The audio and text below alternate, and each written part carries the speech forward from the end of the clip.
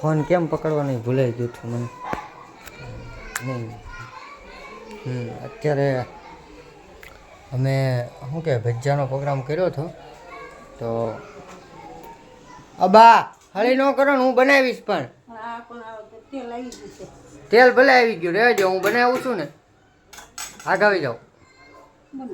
હા પછી હું અત્યારે ભજીયાના પ્રોગ્રામ થઈ ગયા છે અમારે ભજીયા બનાવવાના હતા. બા હું બનાવવાનું હતું હે ભજી કોણ બનાવવાનું છે?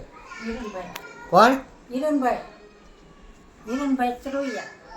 સરવૈયા. શું બનાવવાના? કેવા બનાવે? બટેટા વાળા. એમ નહીં આમ સ્વાદ કેવો આવે? મસ્ત એમ મસ્ત મસ્ત. બટેટા પૂરી. કેવી પૂરી? બટેટા પૂરી. વડા કયો? વડાપાવ. હા દાબેલીના પ્રખ્યાત છે એમ. દાબેલી. હા બધું ગબગોટા. બધું મસ્ત બનાવે એમ કયો? બધું હિરણભાઈ બનાવે અત્યારે. હા તો તમે સાંભળી જ લીધું હશે કે મારા વખાણ ક્યાં ક્યાં સુધી નથી થતા, બધે થાય જ છે. તેલ આવે એની વાત જોઈ છે આપણે થોડુંક જોઈ લેવી તેલ આવ્યું છે કે નહીં. અમે પડતું નથી.